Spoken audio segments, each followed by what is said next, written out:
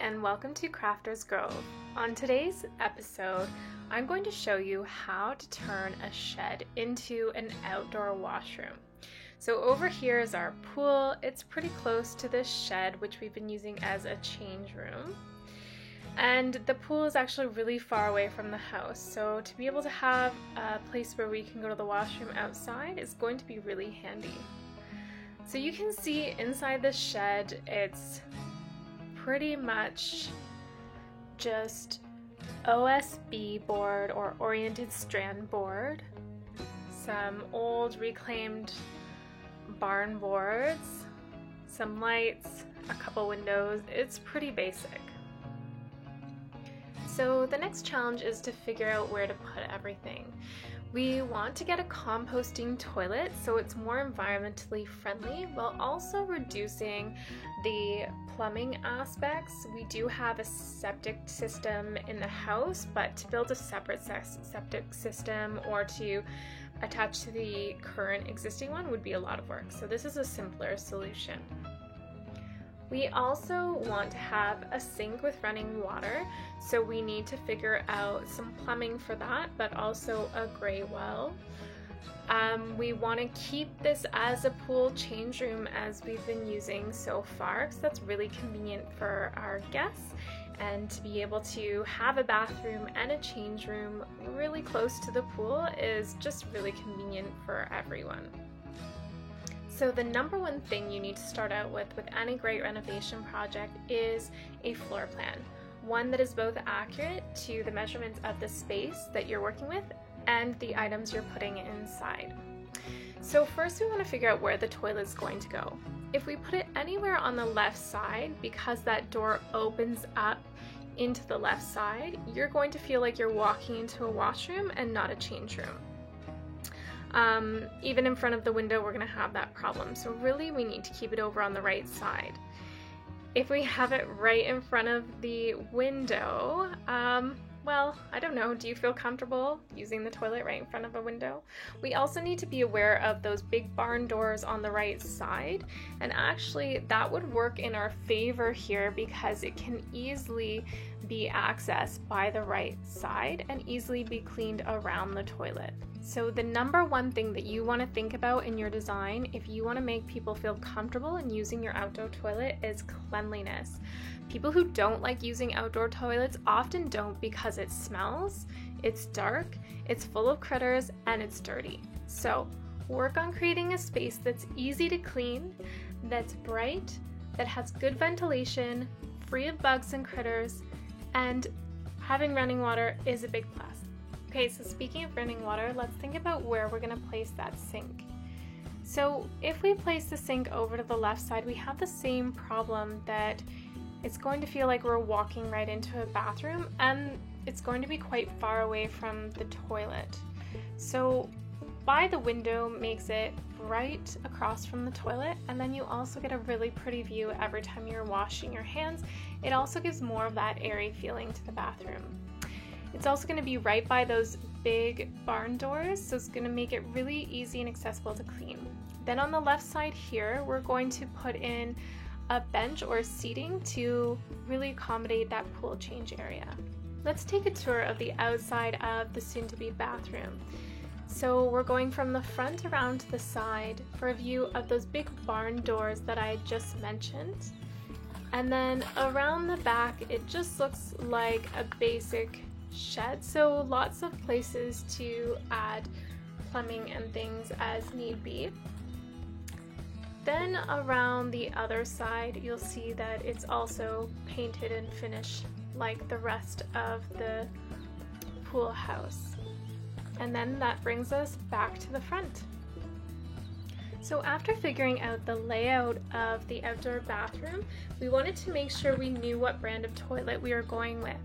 The reason that this is a good idea is we found out that in order to accommodate the toilet and empty out the compost at the starting of each season, we needed to raise up the shed quite a significant amount, as you can see in these pictures.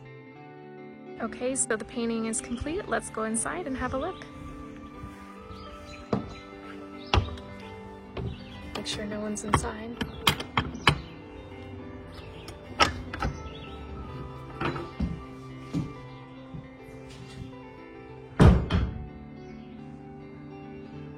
so we did sort of a light wash on the walls,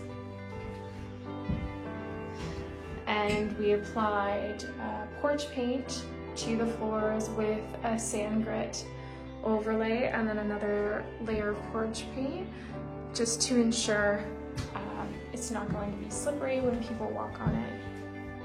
So the great thing about this toilet company is they provide a template which you can place on the floor to cut out the hole to place the composting toilet inside. So here you can see the cutout hole for the toilet.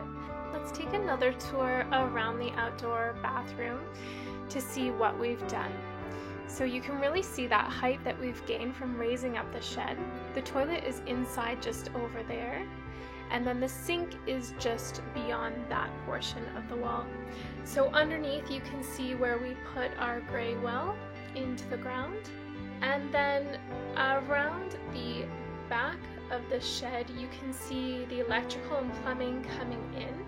Then we've also added an additional hose access port there and hose holder so that we can easily get the hose to different parts of the yard.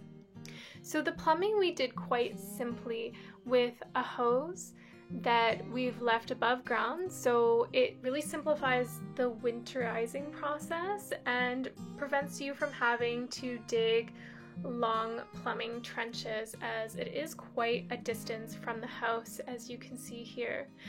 So the hose runs between our cedar trees and the fence, and you can see goes behind our storage shed here, and the connection is just coming out from the garage and actually is a splitter to allow us to put another hose there at the back of the house. Okay, so let's have a look at the finished project. You can see we've done some landscaping since you last saw the shed. At the front, we've done a little bit of a raised elevation with some gravel and a flat stone to accommodate the extra step and a half that we needed to get into the shed. We've also transplanted some hostas to balance up the greenery in front of the shed. And if you'll notice, there's a little bit of flare at the top of the shed as well. Inside, we ended up using some antique chairs that we didn't have room for in the house and had a hard time selling on Kijiji, which I'm really happy about because I love these antique chairs and really didn't want to part with them. We've also used a lot of reclaimed things like this old lock on the shed. We had leftover glazing or frosting for the windows to add a bit of privacy without having to have curtains that need to be cleaned. So this sink we actually got on Kijiji for $60. The seller said it was originally around $400, so that's a really good deal. Definitely great to look on Kijiji for things that you need. Especially sinks, as they tend to really age well and hold their value unless they're broken in some way. Really, the only things we purchased for this project was the toilet and faucet, which were brand new, and the sink, which we bought used. Everything else was left over either from the previous owners or things that we had lying around the house that didn't currently have a purpose. So, you know, I don't suggest going to the point of being hoarders, but if you have a little bit of extra space, it is important to hold on to those quality items and find different uses for them. This is the best way to reduce your environmental footprint. Okay, so I'm gonna finish this video leaving you with this beautiful view of the outdoor bathroom at night. With this extra landscaping we've done, it's really such a picturesque spot to be in, and you know, even being in the inside, it just feels so cozy and like a place you want to hang out.